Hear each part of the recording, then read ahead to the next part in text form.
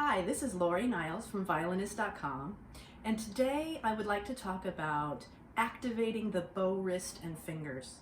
Now, chances are, if you've been working on this, you've probably been doing some exercises like this. And I have a video of ones that you can do with the pencil and the bow, to get your fingers flexible, or like this, up and down. And these are great exercises, but the only problem is when it comes to actually using this motion on the violin, these are active exercises. So the only time you're really going to use that bow stroke is for collé, which is completely from the fingers. And we don't use that stroke very often. More often you're going to need that flexibility when you're doing some kind of bariolage, changing strings, or you're doing spiccato, sautiller, those kind of strokes. And in those cases, it's a passive motion. So what you have to be able to do is activate the wrist. So first it starts out with just figuring out this motion. I'm going to put my violin down here for a second. One way is to just knock on something. I have a table here. I'm going to knock on the table. Okay. You can also actually hold your wrist, so it's just completely coming from your wrist. Okay. The problem is, though, that we need to use this wrist motion. First activate it. First be able to say, do it. Go from the brain to the wrist. But then we have to be able to hold a bow while doing this, and that is where things get complicated. So here's my new little exercise that I'm having my students do. What you do is you hold the bow with your left hand in the middle. Just hold the stick, okay? And then, make a nice bow hold. Just hold it straight in front of you. And then you're going to activate the wrist, okay?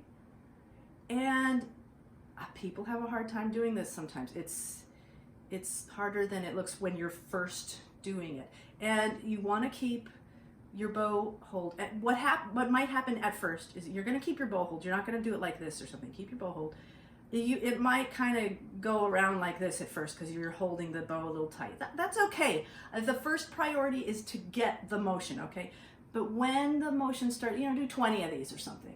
When it starts getting easier, see if you can loosen up a little bit on this and keep the hair down and the stick up. You don't actually want it to wobble like this, but see if you can actually loosen the stick in your hands enough to keep it straight up and down. So again, okay to start like this just to get that motion and to be holding on, and then loosen it up. See if you can still hold the stick while doing this. Okay, now the next step would be to grab your violin and to try doing, just placing the bow in the middle. And, so if you're on the A string, you're just gonna flip up to the D and back down. Okay, now at first this might be very inelegant. And if you're having a hard time, if you start using your arm, you can actually just hold your wrist. Keep it in the hand, okay? And at first it's just gonna sort of bounce around it. You might spill over kind of like this, and then again, as you get better at it, you want to try to keep that, the hair and the stick, to keep it parallel instead of letting it fall over. But at first let it, because you're just trying to activate this motion, okay? And then you'll get quite good at it and it won't be so hard. But at first, just getting that signal from the brain to the wrist, and you might have to hold on.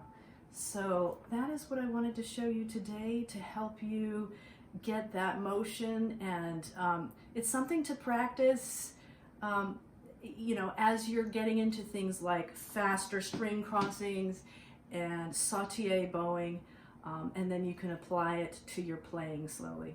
Hope that helps. Please visit us on Violinist.com and join our Violinist.com YouTube channel. Thanks.